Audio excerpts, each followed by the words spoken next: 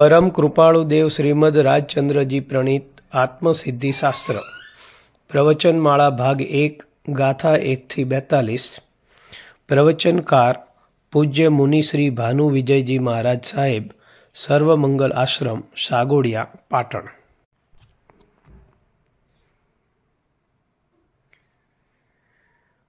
ગાથા 1. સ્વરૂપ. સ્વરૂપ એટલે કે સ્વ એટલે પોતાનું, રૂપ એટલે ઓળખાણ, પરિચય. આધ્યાત્મિક દ્રષ્ટિએ સ્વરૂપ એટલે હું શુદ્ધ છું, હું એક છું, હું જ્ઞાન દર્શનમય છું, હું અરૂપી છું અને જ્ઞાન ગમ્ય છું, દેહથી ભિન્ન ચૈતન્ય તત્વ છું, અનંત, જેનો અંત નથી અને અનાદિકાળથી જે ચાલ્યું આવે છે તે, અનાદિકાળથી ચાલ્યા કરે છે તેવું. પદ એટલે આત્મપદ. સદ્ગુરુ. સ્વરૂપને સમજાવનાર આધ્યાત્મિક સત્તા તેમને કહેવાય છે સત્પુરુષ અથવા સદ્ગુરુ. જેમની પાસે જ્ઞાનની લક્ષ્મી છે, પ્રેમની, ક્ષમતાની, કરુણાની, બોધની, વિતરાગતાની, નિસ્પૃહતાની લક્ષ્મી છે અને જે તમારા સુખ અને આનંદનો ખજાનો તમને ઓળખાવી તમારા હાથમાં સોંપે છતાં કશી અપેક્ષા રાખે નહીં, તેને કહેવાય છે સદ્ગુરુ. સદ્ગુરુને આત્મ અનુભવ નિત્ય આચરણમાં વર્તે છે. સમજણ એટલે જેમ છે તેમ આત્મ સ્વરૂપ જાણવું, તે સમજણ. ઉપયોગ અન્ય વિકલ્પોથી રહિત થાય તે સમજણ. ભગવંત એટલે વિતરાગ પુરુષ. ગાથા 2. મોક્ષ માર્ગ. આત્મ સ્વરૂપે જીવની સ્થિતિ થવી તેને શ્રી વિતરાગ મોક્ષ કહે છે અને જ્ઞાન, દર્શન તથા ચારિત્ર્યની એકતા કરી તેમાં સ્થિર થવું તે મોક્ષ માર્ગ છે. લોપ. લોપ એટલે અદૃશ્ય. આત્માર્થી. આત્મા રાગ, દ્વેષ અને કસાયોથી કેમ મુક્ત બને એનું જેન ચિત્તમાં સતત ચિંતવન ચાલી રહ્યું છે અને આત્મહિત અને આત્મકલ્યાણ સિવાય જેના અંતરમાં બીજું કોઈ પ્રયોજન જ નથી, તેને કહેવાય છે આત્માર્થી. વિચાર. વિચાર ધર્મનું પહેલું પગથિયું છે. ધર્મનો આરંભ વિચારથી થાય. તત્વ વિચારથી ધર્મ આવશે, ધ્યાન થશે, વિચારથી જ સાધના અને વિચારમાંથી જ ઉપાસના થશે. તત્વ વિચારથી સમજણ પ્રાપ્ત થાય અને ત્યાર પછી જ આચરણ થાય. અગોપ્ય એટલે છુપાવ્યા વિનાનું. ગાથા 3. ક્રિયા જડ. આત્મશુદ્ધિનું લક્ષ્ય ન હોવાથી ચિત્ત શોધન કરતો નથી અને વગર વિચારે ક્રિયાઓ કરે જાય છે, તેને કહેવાય છે ક્રિયા જડ. આ ક્રિયા કરવાથી મારી કેટલી આંતરિક શુદ્ધિ થઈ, મારો ક્રોધ કેટલો ઓછો થયો, મારામાં આત્મજાગૃતિ આવી, આમ વિચાર વગરની ક્રિયા કરે તે ક્રિયા જડ. આમ અંતર તપાસ વગર ઢગલાબંધ ક્રિયાઓ કરે, જે બાહ્ય માર્ગમાં રાચે અને જ્ઞાન માર્ગનો નિષેધ કરે, જેનું અંતર ભેદાયું નથી, તેને જ્ઞાની ક્રિયા જડ કહે છે. શુષ્ક જ્ઞાની. જે ધ્રુવના પડખેથી જ આત્માને જોવે છે અને વાત કરે છે, આત્મા નિત્ય છે, મુક્ત છે, બંધાયેલો નથી, આત્મા દુઃખી થતો નથી, ખાતો પીતો નથી, વિકાર કરતો નથી, તે પર્યાયનું એટલે કે અવસ્થાનું પડખું ભૂલી જાય છે. જોવા જેવી તો વર્તમાન અવસ્થા છે. વર્તમાન અવસ્થા અશુદ્ધ હશે તો દ્રવ્ય ભલે જ્ઞાન અંદરથી ભરેલું હોય તો પણ અનુભવ નહીં થાય.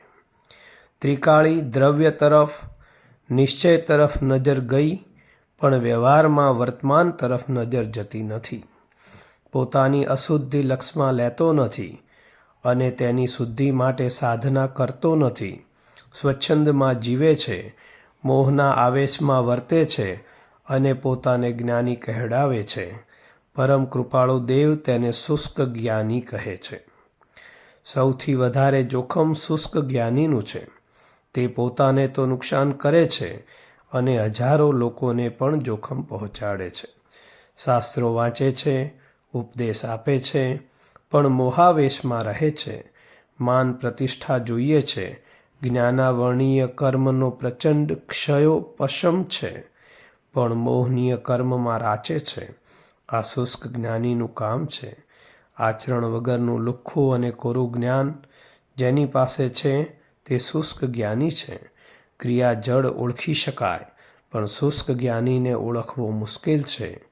ત્યાગ વૈરાગ્ય રહિત છે. વાણીથી બોલે પણ તથારૂપ દશા નથી. આ શુષ્ક જ્ઞાનીના લક્ષણ છે. કથા 4. અંતર્ભેદ. અંતર્ભેદ એટલે અંતર ભેદાવવું, મર્મ સમજવો અથવા અંતઃકરણની શુદ્ધિ થવી. જ્ઞાન માર્ગ. જ્ઞાન માર્ગ એટલે સતશાસ્ત્રથી માંડી સત્પુરુષના ચરણમાં સમર્પણ થાય તે તમામ જ્ઞાન માર્ગ છે. ગાથા 5. બંધ મોક્ષ છે કલ્પના. એટલે આત્મા કર્મથી બંધાયેલો છે તે બંધ દશા છે, અને આત્મા કર્મથી મુક્ત છે તે મોક્ષ દશા છે. આ પ્રકારની આત્માની કોઈ દશા જ નથી. આમ આત્માને બંધ મોક્ષ રહિત માનવો, બંધ મોક્ષ રહિત કલ્પના કરવી. મોહાવેશ એટલે મોહના પ્રભાવમાં, અજ્ઞાનના પ્રભાવમાં વર્તવું. ગાથા 6. વૈરાગ્ય એટલે જગતના પદાર્થો પ્રત્યે આસક્તિ છૂટી જવી. વૈરાગ્ય એટલે રાગની મંદતા, જેનાથી અંતઃકરણ નિર્મળ થાય તેને વૈરાગ્ય કહે છે. વૈરાગ્ય અને ત્યાગ આત્મજ્ઞાનની પ્રાપ્તિના હેતુ છે. આત્મજ્ઞાન એટલે આત્મા મુખ્યપણે આત્મ સ્વભાવે વર્તે તે આત્મજ્ઞાન. જ્ઞાન એટલે જાણવું, આત્માને જ જ્ઞેય બનાવે તેનું જ્ઞાન. આત્મજ્ઞાન પ્રાપ્ત કરવાવાળા પરિબળો વૈરાગ્ય, ત્યાગ અને અંતરંગ અવસ્થા. આત્મજ્ઞાન થયા સિવાય ભવનું મૂળ છેદી શકાતું નથી. આત્મજ્ઞાન એટલે સ્વરૂપનું જ્ઞાન, અસ્તિત્વનું જ્ઞાન, સ્વનું અને નિજનું જ્ઞાન. ગાથા 7. ત્યાગ એટલે બાહ્ય પદાર્થો છોડવા તેનું નામ ત્યાગ કહેવાય. પણ વિશેષ અર્થ એ છે કે વસ્તુ તો છોડવી, પણ તે વસ્તુ તરફની આસક્તિ છોડવી તે ખરો ત્યાગ છે. પરમાર્થિક દ્રષ્ટિએ બાહ્ય પદાર્થોની સાથે અધ્યાસ હોવાથી પોતે પોતાને ભૂલી ગયો છે. તે તાદાત્મ્ય અધ્યાસથી નિવૃત્ત થવું તેને કહેવાય છે ત્યાગ. બાહ્ય ત્યાગ એટલે પદાર્થોનો અને વસ્તુઓનો ત્યાગ, અને અભ્યંતર ત્યાગ એટલે અધ્યાસનો ત્યાગ. એ બંને મળી જે ઘટના ઘટે તેને વિતરાગ પરમાત્મા ત્યાગ કહે છે. આસક્તિનો ત્યાગ કરવો તે પરમ પુરુષાર્થનું કામ છે. ત્યાગથી અંતઃકરણ શુદ્ધ થાય છે. વૈરાગ્ય. વૈરાગ્ય એટલે જગતના પદાર્થો પ્રત્યેની આસક્તિ છૂટી જવી. વૈરાગ્ય એટલે રાગની મંદતા. વૈરાગ્યનું બીજ છે સમ્યક વિચાર. સમ્યક વિચારથી જ્યારે અધ્યાસ છૂટે ત્યારે રાગ મંદ પડી જાય છે, અને અંદર જે અવસ્થા પ્રાપ્ત થાય છે તેને કહેવાય છે વૈરાગ્ય. અંતઃકરણની શુદ્ધિ ત્યાગ અને વૈરાગ્યથી થાય છે, પરંતુ ત્યાગ વૈરાગ્ય જો માનાર્થે જ થાય તો સંસારનો અંત ન આવે. ત્યાગ વૈરાગ્યમાં અટકાવવાનું જો થાય તો આત્મજ્ઞાન પ્રાપ્ત થાય નહીં. ત્યાગ વૈરાગ્ય વગર સદાચાર ન આવે. સદાચાર વગર અંતઃકરણ શુદ્ધ થાય નહીં, અને જો અંતઃકરણ શુદ્ધ ન થાય તો આત્માનું પ્રતિબિંબ ન પડે. ગાથા 8. આત્માર્થી. આત્માર્થી એટલે મોક્ષ સિવાય બીજું કોઈ પ્રયોજન જેને રહ્યું નથી તેને કહેવાય આત્માર્થી. આત્માનું ભલું થાય, મંગળ થાય, કલ્યાણ થાય. આત્મા રાગ દ્વેષમાંથી મુક્ત બને, દેહ, વિકારો અને બંધનમાંથી મુક્ત બને. આત્મા આશક્તિ અને મમત્વમાંથી મુક્ત બને. એવું જેના ચિત્તમાં ચિંતવન ચાલે છે તેને કહેવાય છે આત્માર્થી. આત્મકલ્યાણ અને આત્મહિત સિવાય જેના અંતરમાં બીજું કોઈ પ્રયોજન નથી તે કહેવાય છે આત્માર્થી. ગાથા 9. પરમાર્થ. પરમાર્થ એટલે મોક્ષ. નિજપદ. નિજપદ એટલે આત્મ સ્વરૂપ, આત્માનું પદ. ગાથા 10. આત્મજ્ઞાન એટલે આત્માનો અનુભવ. શાસ્ત્રો અને શબ્દોથી પરોક્ષ અનુભવ થાય, પણ અંદરમાં જે આત્માનો અનુભવ થવો તે આત્મજ્ઞાન. જેવો આત્માનો અનુભવ થાય કે અંદર ઘટના ઘટે, અંદરની અવસ્થા બદલાઈ જાય, પછી તેને મનના રોગ એટલે કે અહંકાર, ક્રોધ, માન, માયા, લોભ, કામ, વાસના બધું જ ખરી પડે. સમદર્શિતા. સમદર્શિતા એટલે ઉદયમાં આવેલા પૂર્વ કર્મના પરિણામને અનુસરી જે કંઈ પણ સુખ દુઃખ તેને સમભાવથી વેદવું તે સમદર્શિતા છે. સમદર્શીપણું સદ્ગુરુનું એક લક્ષણ છે. તેમણે જગતમાં કોઈ જીવ પ્રત્યે તિરસ્કાર ન હોય, તૃણા ન હોય, તેમની આંખમાંથી પ્રેમ અને કરુણા ટપકતી હોય, આ મારો અને આ પારકો એવી ગણતરી જેની મટી ગઈ હોય, હૃદયમાં ખુમારી અને મસ્તી આવી જાય, દીનતા, લાચારી, દ્વંદ, મૂંઝવણ બધું ચાલી જાય, પરભાવની ઈચ્છાથી જેઓ રહિત થયા છે તે આત્મજ્ઞાની સત્પુરુષ છે. જેઓને શત્રુ, મિત્ર, હર્ષ, શોક, નમસ્કાર, તિરસ્કાર, નિંદા, સ્તુતિ સમતા છે. માન અપમાનને સમ ગણે છે. આવી સમતા જેણે જીવનમાં પ્રાપ્ત કરી છે તે સમદર્શી છે. વિચરે ઉદય પ્રયોગ એટલે કર્મના ઉદય પ્રમાણે જે પ્રવર્તન થાય તેને સમભાવ રાખીને આચરે. જ્ઞાની પુરુષની પ્રવૃત્તિ કે જે બીજું કંઈ પણ કાર્ય થાય તે પૂર્વ પ્રારબ્ધના ધક્કાથી થાય છે. તેમાં કર્તા ભાવ નથી, કરવાની ઈચ્છા નથી, માનપાનની અપેક્ષા નથી, કંઈ મેળવવું કે પ્રાપ્ત કરવું નથી, હરીફાઈમાં ઉતરવું નથી, બસ સ્વરૂપમાં ઠરવું છે. બહારમાં જે કંઈ પણ થાય છે તે પૂર્વના ધક્કાથી થાય છે. પૂર્વ પ્રારબ્ધના વેગથી જ્ઞાનીનું કાર્ય થાય છે, પરંતુ તેમાં કર્તા બુદ્ધિ કરતો નથી. તેને વિચરે ઉદય પ્રયોગ કહેવાય છે. અપૂર્વ વાણી. અપૂર્વ એટલે અનુભવેલી, અસરકારક અને દિલને જીતી લે તેવી વાણી. જે વાણીમાં આત્માનો ઝંકાર છે, જે શબ્દો સાંભળતા જ પરમ તત્વ યાદ આવી જાય, અસ્તિત્વ યાદ આવી જાય, પોતાનું સ્વરૂપ યાદ આવી જાય, અજ્ઞાની કરતાં જેમની વાણી જુદી પડે છે. પરમ શ્રુત એટલે સટ દર્શનના તાત્પર્યને જે જાણે છે તે. ગાથા 11. પ્રત્યક્ષ સદ્ગુરુ એટલે પરમાર્થ માર્ગને જાણવા માટે અવલંબન હોય તો તે પ્રત્યક્ષ સદ્ગુરુ જ છે. એક સદ્ગુરુ હાજર હોય તો કેટલા કામ કરશે. તે તીર્થંકર દેવને ઓળખાવશે, ભૂતકાળમાં થઈ ગયેલા જિનેશ્વર દેવને ઓળખાવશે, શાસ્ત્રમાં રહેલા શબ્દોનો મર્મ શું છે તે કહેશે, માર્ગ કેવો છે અને કયા માર્ગે જવાય તે સમજાવશે. તેઓ સ્પષ્ટ કરી કહેશે અને જરૂર પડે હાથ પકડીને તમને દોરી પણ જશે. આવો ઉપકાર જીવતો સત્પુરુષ કરે છે. માટે કહ્યું છે, પ્રત્યક્ષ સદ્ગુરુ સમ નહીં પરોક્ષ જીન ઉપકાર. જીન. જીન એ જૈન પરંપરાનો શબ્દ છે. જીન એટલે જીતનાર. જીન એટલે હંમેશ માટે જેણે રાગ દ્વેષ જીતી લીધા છે તેને કહેવાય છે જીન. અરિહંત કહો, વિતરાગ કહો કે જીન કહો, એકાર્થી છે. સદ્ગુરુનું કામ વિતરાગ પુરુષ જીનેશ્વરને સમજાવવાનું છે. જીન સામે જોઈ આપણી ઓળખાણ થાય છે. ગાથા 12. જીન રૂપ. સદ્ગુરુના ઉપદેશથી જીન સ્વરૂપ સમજાય છે. જીન સ્વરૂપ એટલે જીન ભગવંતની ઓળખાણ, પરિચય. આપણી ઓળખાણ જો કરવી હોય તો જીનેશ્વરને ઓળખવા પડે. વિતરાગ સામે જોઈને આપણા આત્માની ઓળખાણ થાય. જ્ઞાની પુરુષ સદ્ગુરુ કહે છે, તું ચૈતન્ય મૂર્તિ ભગવાન આત્મા છો, તું અમારા જેવો અને વિતરાગ જેવો છો. આવો ઉપદેશ સદ્ગુરુ પાસેથી મળે છે. ત્યારે જીનેશ્વરનું સ્વરૂપ યથાર્થપણે સમજાય છે અને જીનનું સ્વરૂપ સમજે તો પોતાનો આત્મા પરિણામે જીન દશાને પામે છે. ગાથા 13. નિરૂપક એટલે નિરૂપણ કરનાર. શાસ્ત્ર એટલે આપ્ત પુરુષોના વચનનો સંગ્રહ જેમાં થયેલ છે તેને કહેવાય છે શાસ્ત્ર. હિત શિક્ષા સમજાવી સંસારથી આત્માનું જે રક્ષણ કરે છે તેને કહેવાય છે શાસ્ત્ર. આત્માનું શોધન કરવા માટે શાસ્ત્રો છે. ગાથા 14. અવગાહન.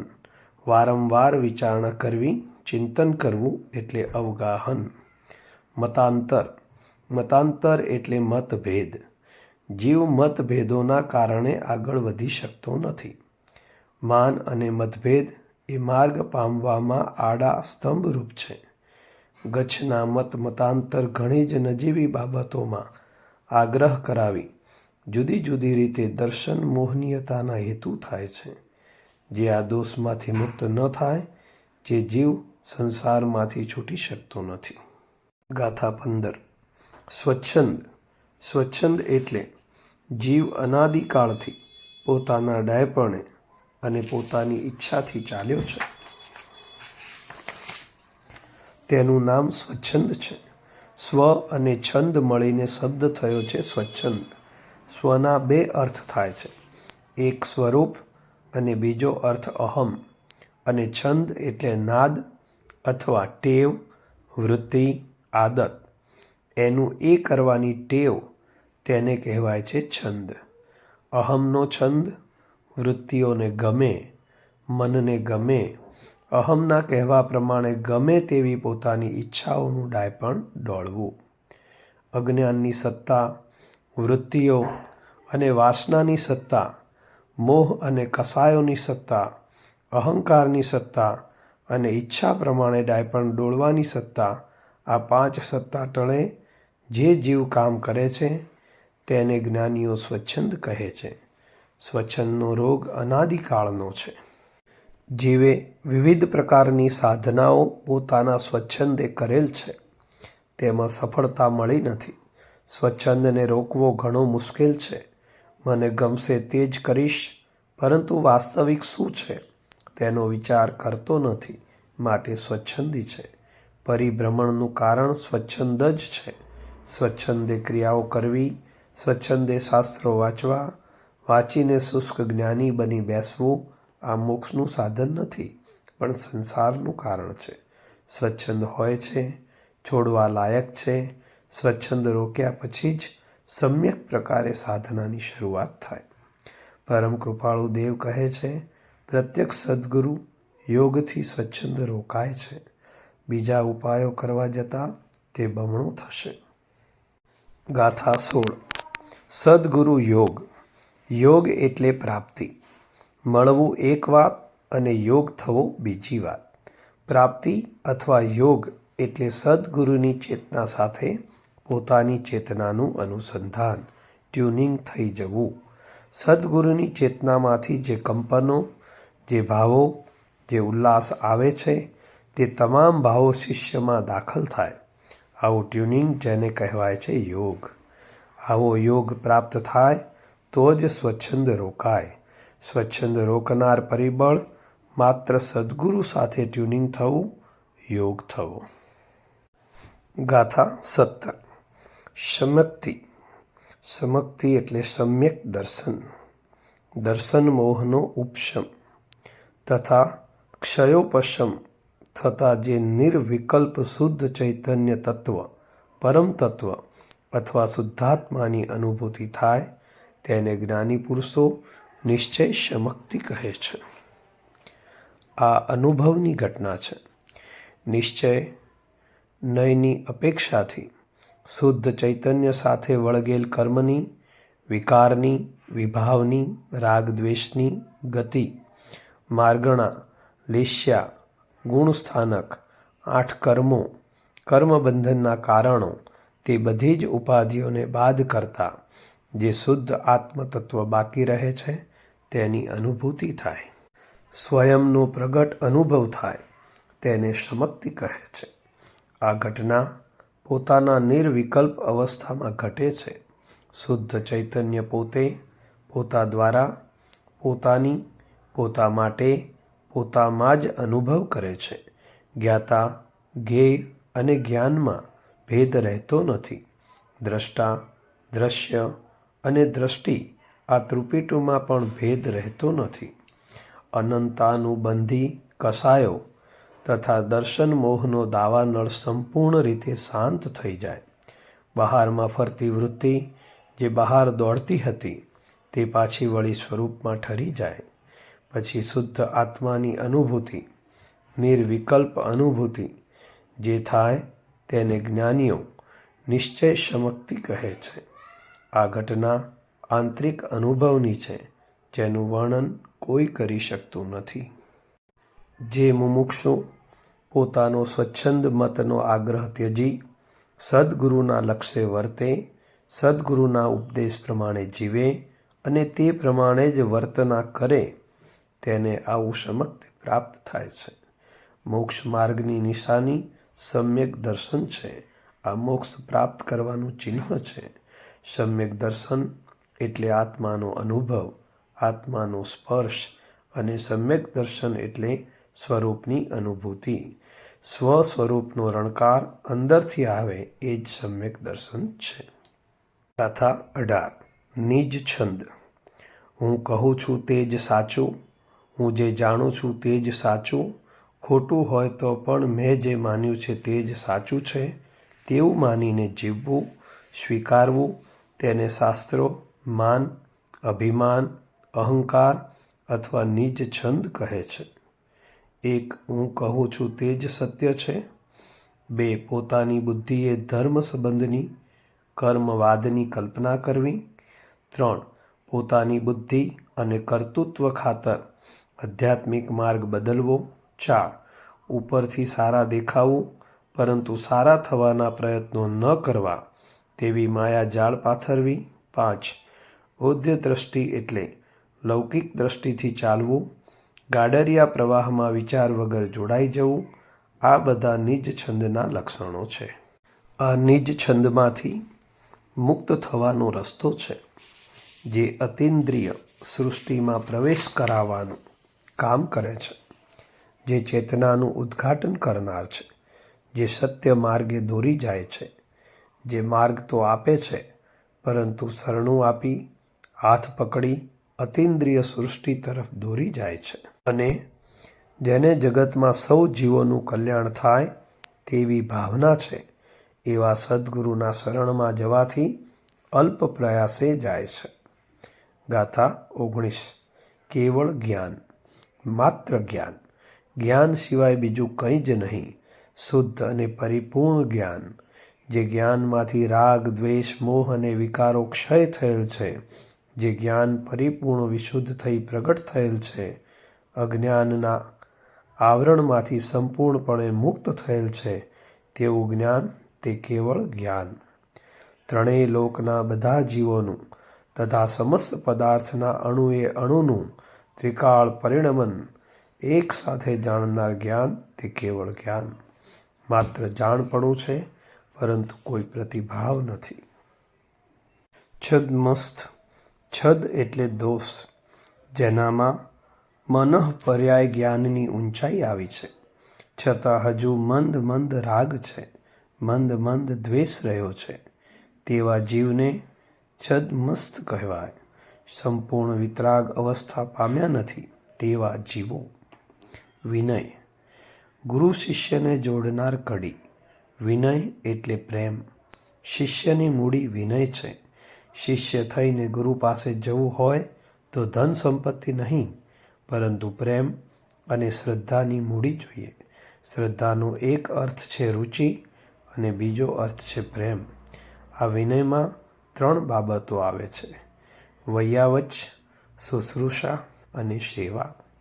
શિષ્ય સદ્ગુરુ પાસે આવો વિનય થઈને જાય તો તેનું કલ્યાણ થઈ જાય. ધર્મનું મૂળ વિનય છે, તો શિષ્યની મૂડી છે વિનય. વિનય એ ભાવ છે. વિનય એ સમર્પણ અને પ્રેમની સાધના છે. વિનય એ ભક્તિ છે. વિનય એ આરાધના છે.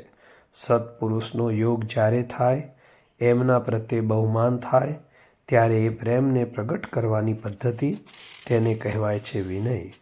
વિનય એ જીવનનો આહ્લાદ અને જીવનનો આનંદ છે. ગાથા 20. શું ભાગ્ય? જેનું સારું ભાગ્ય એટલે નસીબ છે, ભાગ્યશાળી છે. ભાગ્યશાળી એ છે કે જે સુલભતાથી બોધ પામે છે અને નિકટમાં જ મોક્ષમાં જવાનું છે. ગાથા 21. મોહનીય કર્મ. કર્મના 8 પ્રકાર છે. તેમાં સૌથી પ્રગાઢ કર્મ મોહનીય કર્મ છે. મોહનીય કર્મ જીવને સંસારમાં રખડાવે છે અને સાચા ખોટાના વિવેકથી રહિત કરે છે. મોહનીય કર્મના 2 પ્રકાર છે, દર્શન મોહનીય અને ચારિત્ર્ય મોહનીય. દર્શન મોહનીય પરમાર્થને વિશે અપરમાર્થ બુદ્ધિ અને અપરમાર્થના વિશે પરમાર્થ બુદ્ધિ કરાવે તેવું કર્મ. જીવને સ્વરૂપનું ભાન થવા ન દે, તત્વની રુચિ અટકાવે તેવું કર્મ. મિથ્યાત્વ એટલે ઊંધી માન્યતા કરાવે તેવું કર્મ. દેહ છે તે જીવ છે અને જીવ છે તે દેહ છે તેવી ઊંધી માન્યતા કરાવી અનંત કર્મનો બંધ કરાવનાર કર્મ. ચારિત્ર્ય મોહનીય કર્મ જીવને સુઆચરણ કરતા રોકે છે, અટકાવે છે. દર્શન મોહ એટલે મિથ્યાત્વનો પ્રબળ વેગ જેનામાં છે તે મતાર્થી. દર્શન મોહ જેનો મોળો પડ્યો છે, મંદ થયો છે અને મુક્ત થવાની તાલાવેલી જેને લાગી છે તે મુમુક્ષુ. અને જેના દર્શન મોહનો ક્ષયોપશમ અથવા ઉપશમ થયો છે તે સમ્યક દ્રષ્ટિ. અસદ્ગુરુ. જેને આત્માનો અનુભવ નથી અને પોતાને આત્મજ્ઞાની મનાવે છે તે અસદ્ગુરુ. જે મંત્ર, તંત્ર અને ચમત્કારની વાતો કરી લોકોને ભરમાવે છે તે અસદ્ગુરુ છે. જે શાસ્ત્રોના અર્થ પોતાની મતિ કલ્પનાએ કરી પોતે સાચો છે તેમ બીજાને ભરમાવે છે તે અસદ્ગુરુ છે. જે પોતાના માન મેળવવા અને કીર્તિ ખાતર સત્ય માર્ગને સમજાવવાના બદલે લોકોને રસ પડે તેવી, બીજાને ઉતારી પાડે તેવી રસપોષક વાતો કરી લોકોને પોતાના તરફ આકર્ષે તે અસદ્ગુરુ છે. જેને પૈસાની લાલચ છે, પોતાનો જુદો સંપ્રદાય સ્થાપવાની વૃત્તિ જે સેવે છે તે પણ અસદ્ગુરુ છે. જે શિષ્યના વિનયનો લાભ લઈ પોતા પ્રત્યે વિનયની ફરજ પાડી પોતાનું માન વધારવા પ્રયત્ન કરે છે તે અસદ્ગુરુ છે. આ અસદ્ગુરુનો મહામોહ છે. અસદ્ગુરુ એ અધ્યાત્મ માર્ગમાં ઊંડી ખાઈ છે, પોતે ડૂબે છે, બીજાને પણ ડૂબાડે છે. અસદ્ગુરુને બાહ્ય ત્યાગ હોઈ શકે પણ આત્માનો અનુભવ નથી, તેથી પોતે પામતા નથી અને બીજાને પમાડી શકતા નથી. ગાથા 22. મુમુક્ષુ. મોક્ષ મેળવવાની જેને તીવ્ર ઈચ્છા છે તેને મુમુક્ષુ કહેવાય. સંસારના તમામ બંધનોમાંથી મુક્ત થવાની જેને તાલાવેલી લાગી છે તે મુમુક્ષુ છે. આત્માને વારંવાર સંસારનું સ્વરૂપ કારાગૃહ જેવું ક્ષણે ક્ષણે ભાષા કરે તે મુમુક્ષુતાનું લક્ષણ છે. મતાર્થી. જે પોતાના જ મતનો અર્થી છે, જે સત્યને યથાર્થ સમજવાના બદલે અવળું સમજે છે, અવળો નિશ્ચય કરે છે, તેની ભૂલ અવળું સમજવાની જ છે. મતાર્થી અધાર્મિક કે નાસ્તિક નથી, તે ધાર્મિક હોઈ શકે છે, કર્મકાંડ કરી શકે છે, તે શાસ્ત્રજ્ઞ હોઈ શકે, સાધુ હોઈ શકે, આચાર્ય હોઈ શકે અને અનેક શાસ્ત્રોનો જ્ઞાતા પણ હોઈ શકે, હજારો શિષ્યોનો ગુરુ પણ હોઈ શકે. આવો હોવા છતાં તે મતાર્થી હોઈ શકે, તે સત્યને અવળું સમજે છે અને અવળો નિશ્ચય કરે છે. તેની બુદ્ધિ ઓછી છે તેવું નથી, પરંતુ તે પોતાના જ મતનો ઉપાસક છે, પોતાની જ માન્યતામાં અટવાયેલો છે, તેનો જ આગ્રહી છે. તે સત્યને સમજતો નથી. ઘણી વખત સત્ય તેની સામે સ્પષ્ટ થાય છે, પણ મતાર્થી અવસ્થા હોવાના કારણે સત્યનો સ્વીકાર કરી શકતો નથી. મતાર્થી સાધના કરે છે, ગુરુને માને છે, ધર્મને અને શાસ્ત્રને પણ માને છે, ધ્યાનનો સ્વીકાર કરે છે, પરંતુ જ્યારે જ્યારે જ્ઞાની પુરુષ મળ્યા ત્યારે ત્યારે તેનો નિર્ધાર અવળો જ છે. મતાર્થીને સત્યની બહુ ચિંતા નથી, મોક્ષની ચિંતા નથી, પરંતુ સૌથી વધારે પોતાના મતની ચિંતા છે. તેને સત્યને પણ ગૌણ કરી પોતાનો મત સિદ્ધ કરવો છે. મતાર્થી એટલે પોતાના જ મતનું લક્ષ્ય અને આત્માર્થી એટલે આત્માનું લક્ષ્ય. તમે વિતરાગ પરમાત્માના માર્ગમાં હોવા છતાં મતાર્થી હોઈ શકો છો. મતાર્થીનો સીધો અર્થ કરવો હોય તો જેનામાં મિથ્યાત્વ જીવંત છે તે મતાર્થી, જેનામાં દર્શન મોહનું સામ્રાજ્ય છે તે મતાર્થી, જેનામાં મિથ્યાત્વની સત્તા છે તે મતાર્થી.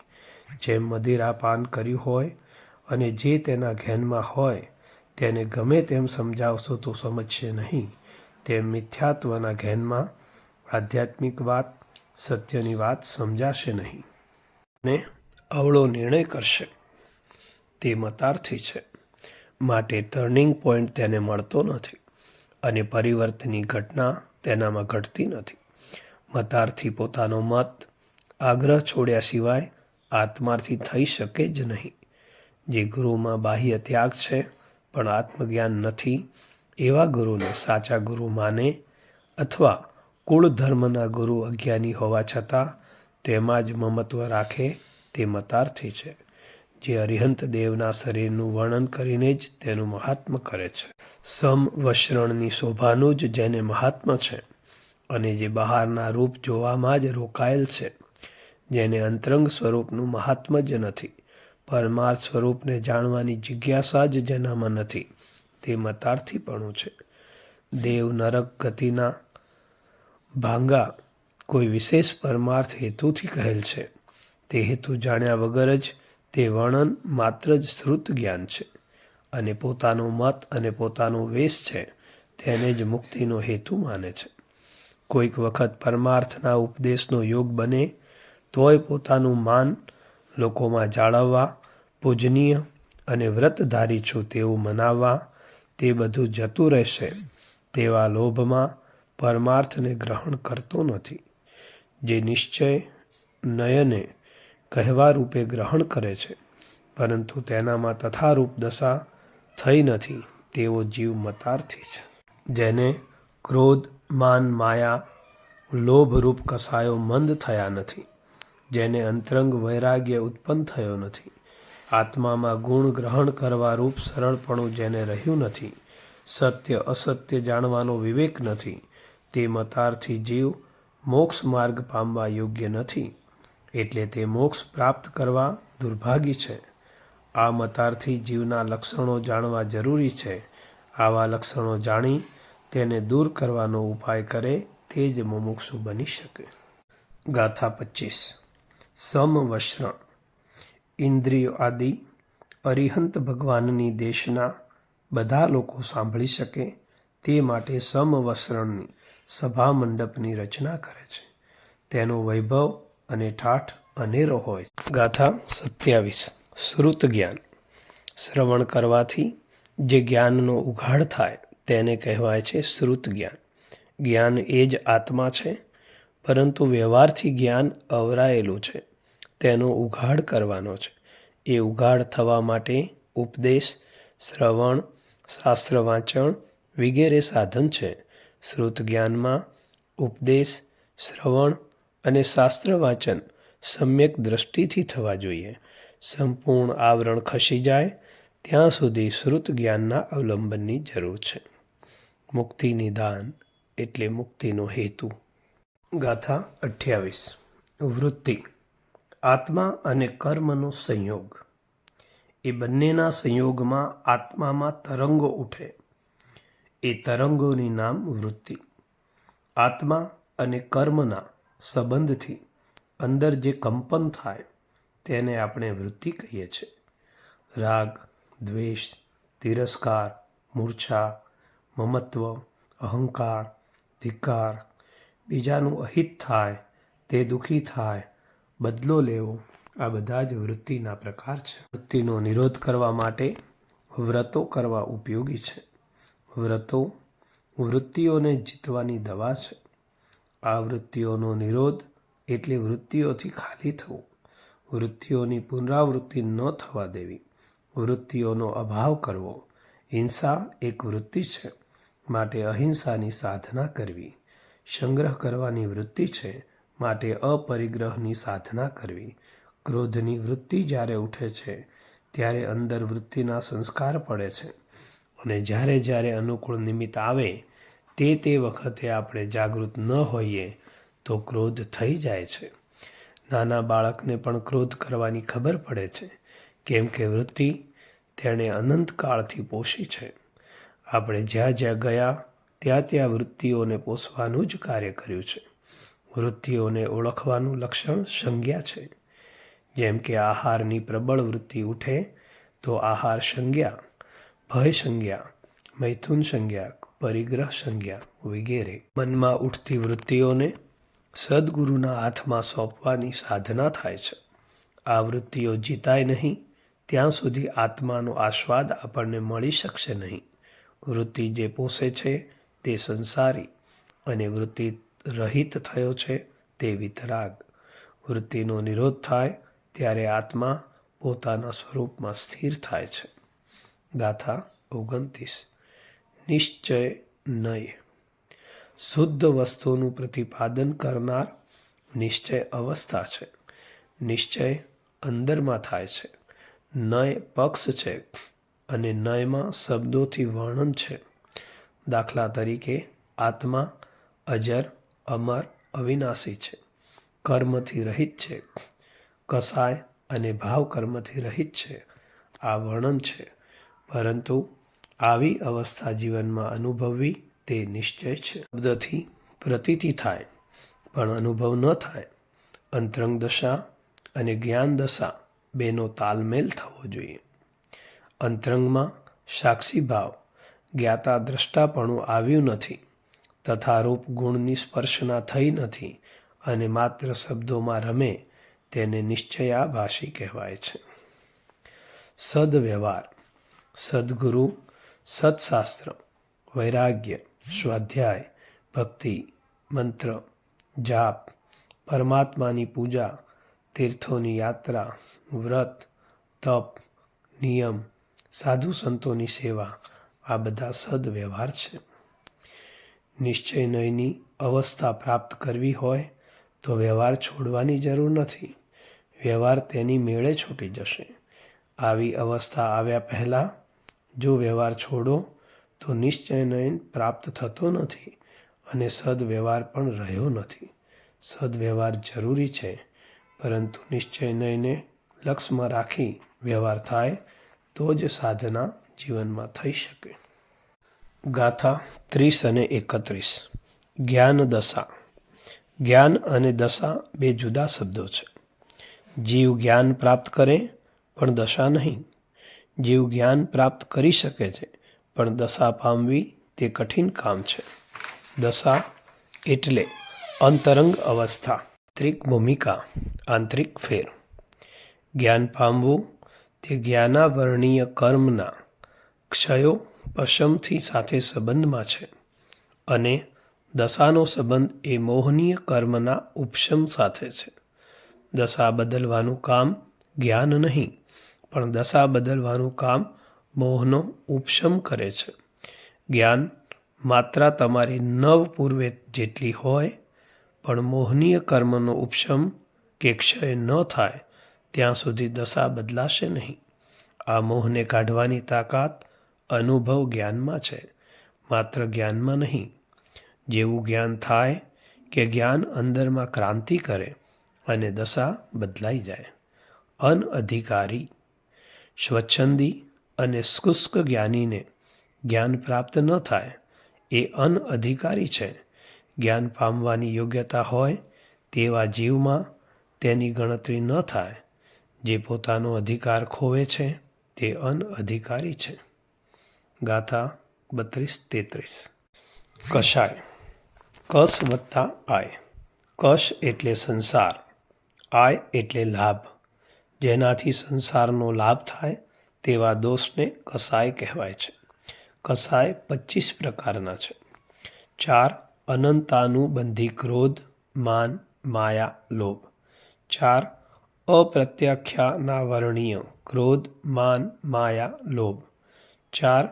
પ્રત્યાખ્યાનાવર્ણ્ય ક્રોધ, માન, માયા, લોભ. અને 4. સંજ્વલન ક્રોધ, માન, માયા અને લોભ.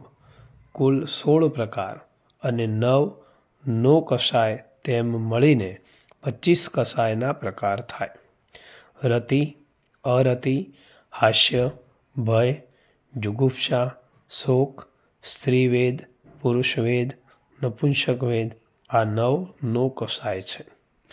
કષાયની ઉપશાંતતા.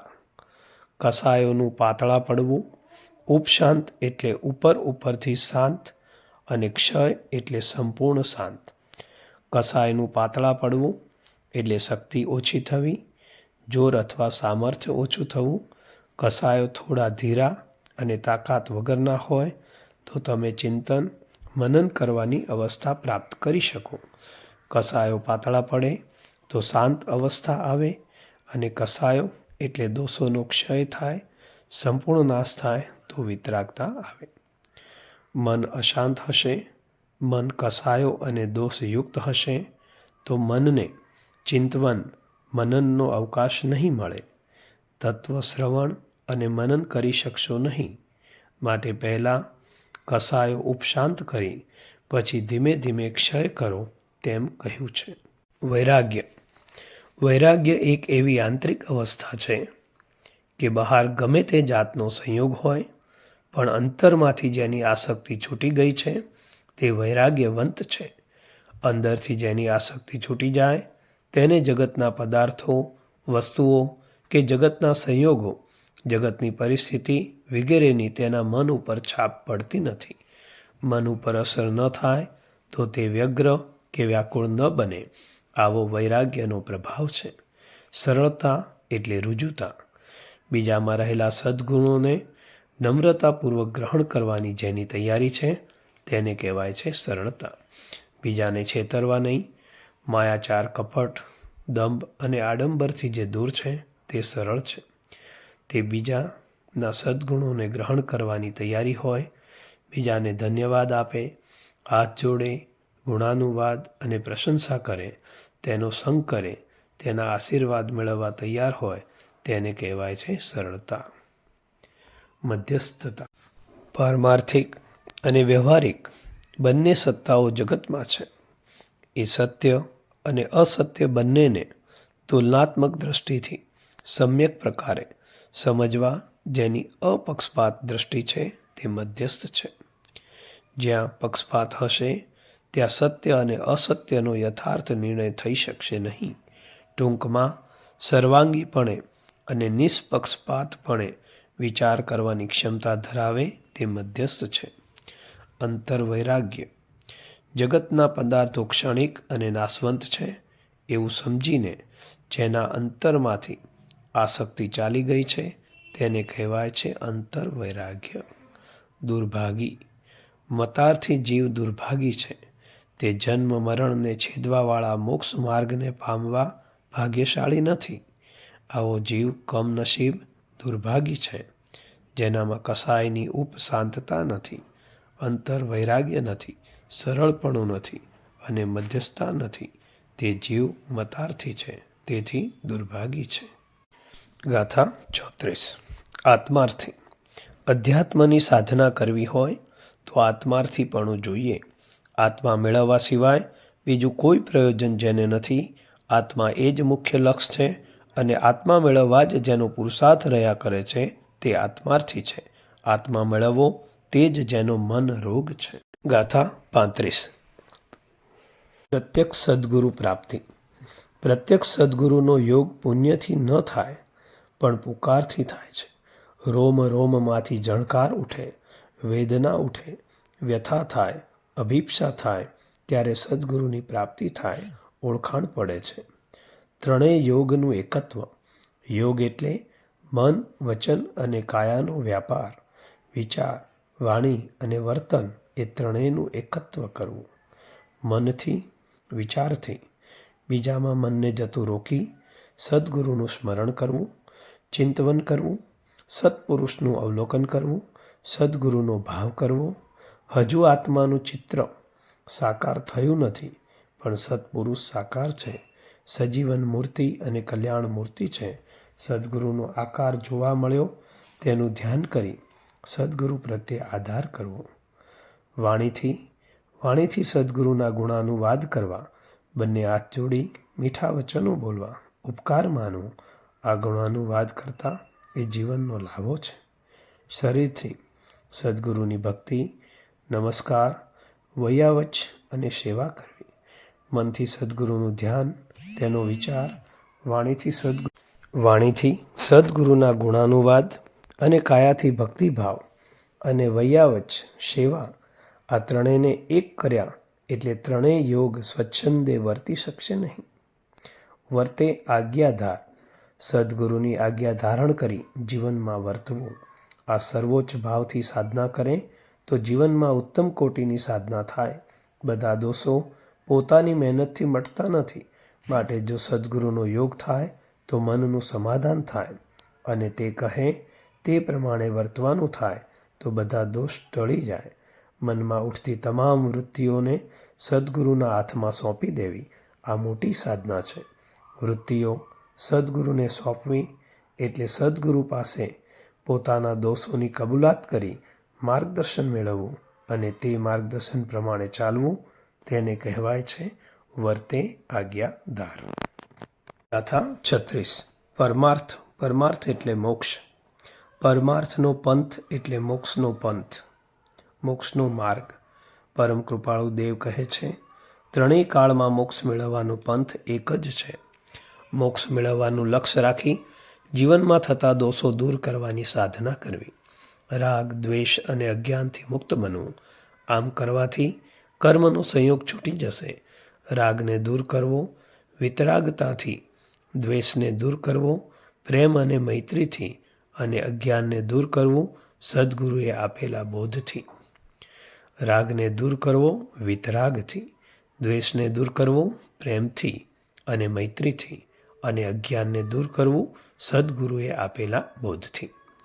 રાગ, દ્વેષ અને અજ્ઞાનને દૂર કરવા વિતરાગતા, પ્રેમ અથવા મૈત્રી અને સમ્યક દર્શન, આ ત્રણ સાધનો લઈ તમે પંથ ઉપર ચાલો એટલે સીધા મોક્ષના દરવાજે પહોંચી જશો. પરમાર્થ માત્ર 3 કાળમાં એક જ છે, પરંતુ પરમાર્થને લક્ષ્યમાં રાખી તમારે તમારા વ્યવહારને આયોજિત કરવો પડશે. સામાયિક, પ્રતિક્રમણ, પ્રભુની પૂજા, સ્વાધ્યાય, કોઈ પણ સાધનથી રાગ, દ્વેષ અને અજ્ઞાન ઘટે છે. જેનાથી રાગ, દ્વેષ ઘટે એવો વ્યવહાર, એવી પ્રક્રિયા, એવું સાધન એ વ્યવહાર માર્ગની સાધના છે. આમ કરવાથી બંને નય મળી જાય, લક્ષ્ય અને સાધનાની સંધિ થાય, નિશ્ચયે લીટી દોરી આપી એક હોય 3 કાળમાં પરમાર્થનો પંથ અને એ માર્ગે સાધના કરી ચાલ્યા તે કહેવાય વ્યવહાર. સદ્ગુરુની આજ્ઞા મુજબ મન, વચન અને કાયાની એકતાનો પુરુષાર્થ તે વ્યવહાર. જ્ઞાન, દર્શન, ચારિત્ર્યની એકતા તે મોક્ષ માર્ગ છે. ગાથા 37-38. આત્માર્થ. આત્મકલ્યાણની ઈચ્છા. ભવે ખેદ, ભવનો ખેદ થવો, પરિભ્રમણનો થાક લાગવો અને તેમાંથી છૂટવાની ઈચ્છા રહ્યા કરવી. ગાથા 39. અંતરરોગ. દુઃખદાયક અંતરદશા. અંતરમાં ઉકળાટ, અશાંતિ, ચિંતા, ભય, વાસના, કસાયોનું ઉત્પન્ન થવું, આ બધા મનના રોગો તે અંતરરોગ છે. સદ્ગુરુના બોધથી અંતરરોગ મટે છે. જોગ. જોગ એટલે મિલન, જોગ એટલે પ્રાપ્તિ. સદ્ગુરુનો જોગ થવો એટલે સદ્ગુરુનું મિલન થવું. જોગમાં આત્મીયતા છે અને જોગમાં ઘટના ઘટે છે. જ્યાં ઘટના ઘટે ત્યાં આંતરિક ચેતનાનો સંબંધ થાય અને એવા જોગથી મોક્ષ પ્રાપ્તિ થાય છે. ગાથા 40. દશા. દશા એટલે અવસ્થા, હાલાત. પ્રજ્ઞા.